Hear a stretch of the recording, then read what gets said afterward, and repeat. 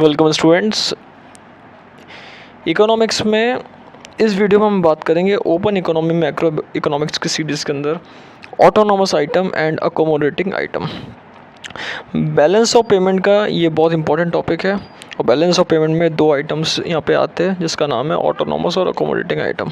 तो सबसे पहले यहाँ पे है ऑटोनोमस आइटम्स के बारे में। ऑटोनोमस आइटम्स जो होते हैं, जो इंटरनेशनल इकोनॉमिक ट्रांजैक्शंस होते हैं, उसमें सबसे इम्पॉर्टेंट है कि ये आइटम्स या ये ट्रांजैक्शन क्यों करे जाते हैं। ऐसे ट्रांजैक्शन इसलिए करे जाते हैं जिसमें एक कंट्री या दूसरी कंट्री प्रॉफिट मोटिव या प्रॉफिट मैक्सिमाइजेशन के ऑब्जेक्टिव को लेकर ये ट्रांजैक्शन करती है।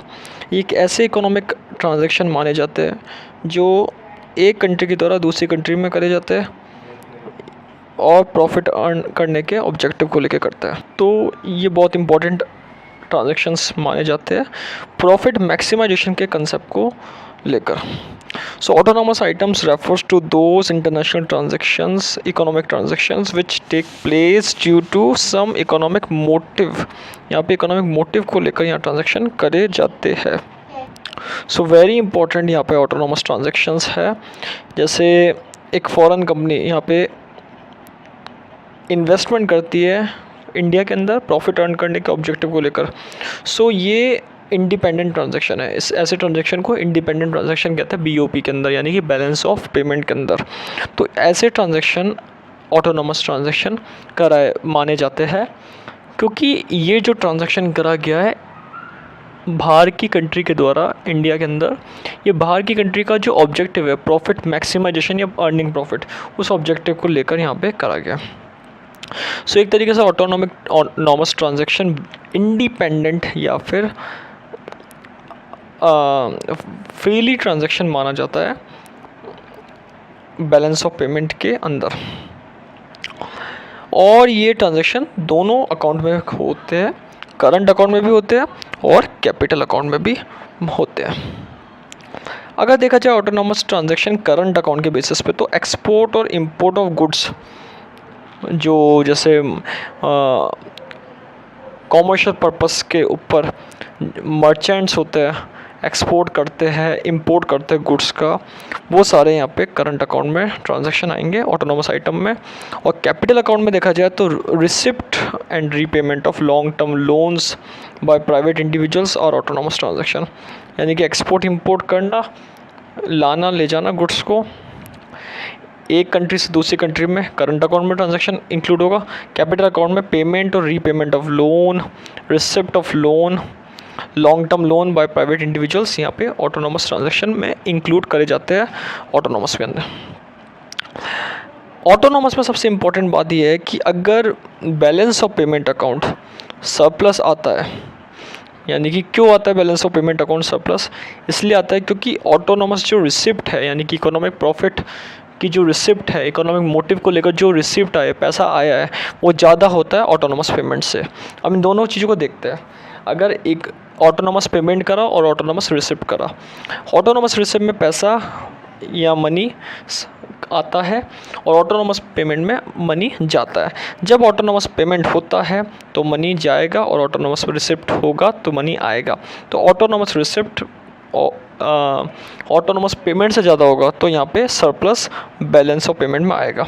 इसी के अपोजिट या vice versa, balance of payment में अगर डेफिशिएंसी आती है, कमी आती है, डेफिशिट बैलेंस होता है, यानी कि autonomous receipt are less than autonomous payment.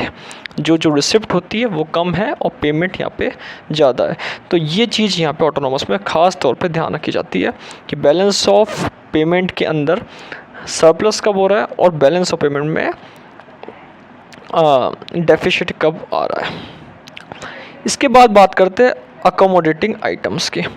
Accommodating item वो ट्रांजैक्शन होते हैं जो कवर करते हैं डेफिशिट को सरप्लस के अंदर ऑटोनोमस ट्रांजैक्शन में।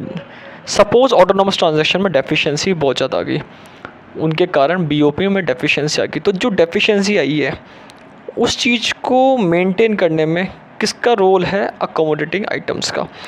अकोमोडेटिंग ट्रांजैक्शन ऑटोनोमस ट्रांजैक्शन की जो डेफिशिएंसी है या उनके कारण होने वाली जो कमी है उसको पूरा करते हैं। ये एक बहुत इंपॉर्टेंट पॉइंट माना गया इसका। Accommodating items refer to the transaction that are undertaken to cover deficit और surplus in autonomous transaction. Surplus को कवर करने में या फिर डेफिसिट को भरने में ऑटोनोमस ट्रांजेक्शन के अंदर बहुत इंपॉर्टेंट रोल प्ले करते हैं। कौन कौन से ट्रांजेक्शन अकोमोडेटिंग, जैसे कि कैपिटल ट्रांजैक्शन को कंपनसेट करा, डिसइक्विलिब्रियम था ऑटोनोमस में वो इक्विलिब्रियम पे लेके आया, जैसे बैलेंस ऑफ पेमेंट इक्विलिब्रियम पे आया। तो ये एक एग्जांपल इसका देखा गया। जैसे करंट अकाउंट, एक एग्जांपल भी दे रखा है। करंट अकाउंट अगर डेफिसिट आता है बीओपी में तो इस डेफिसिट को सेटल कैसे करेंगे, बाहर से पैसा लगाएंगे, बाहर से पैसा लगा के बाहर के अंदर पैसा लगाएंगे, बाहर इन्वेस्टमेंट करेंगे तो वहाँ से प्रॉफिट क्रिएट होगा, प्रॉफिट क्रिएट होगा तो इनफ्लो बनेगा कैश का या कैपिटल का, तो पैसा आएगा तो डेफिशिएंसी बीओपी में ख़त्म होगी। इस चीज़ को लेकर यहाँ पे देखा जाता है। अब कैसे सोर्सेज क्या इसके, जैसे सोर्सेज देखा जाए तो बीओपी की फॉरेन एक्सचेंज रिजर्व बनाते हैं। अगर कोई कमी आती तो फॉरेन एक्सचेंज रिजर्व से बीओपी को डेफिशिएंसी, बीओपी की जो डेफिशिएंसी होती है, डेफिसिट बैलेंस होता है, उसको सरप्लस में कन्वर्ट करते हैं। या फिर आईएमएफ से बोरो करना, या फिर बाहर की जो फॉरेन मॉनेटरी अथॉरिटीज़ है वहाँ से पैसा लेना, ये सारी चीज़ें डेफिशिएंसी को कम करने में आती है। और ये अकोमोडेटिंग आइटम में सोर्सेज है जैसे डेफिशिएंसी कम कर सके बीओपी का। तो अकोमोडेटिंग आइटम का मेन रोल क्या है, डेफिशिएंसी को कम करना, सरप्लस को मेंटेन करना, डिसइक्विलिब्रियम को इक्विलिब्रियम बनाना ऑटोनोमस ट्रांजैक्शन से जो हुए। और ऑटोनोमस ट्रांजैक्शन क्या होते हैं, वो ट्रांजैक्शन जो प्रॉफिट मोटिव या प्रॉफिट मैक्सिमाइजेशन के ऑब्जेक्टिव को लेकर एक कंट्री दूसरी कंट्री में करती है, दूसरी कंट्री के अंदर इंटरनेशनल ट्रेड में करती है। सो आज हमने बात करी दो इंपॉर्टेंट कंसेप्ट है बैलेंस ऑफ पेमेंट के, ऑटोनोमस आइटम्स और ट्रांजैक्शन एंड अकोमोडेटिंग आइटम्स और ट्रांजैक्शंस।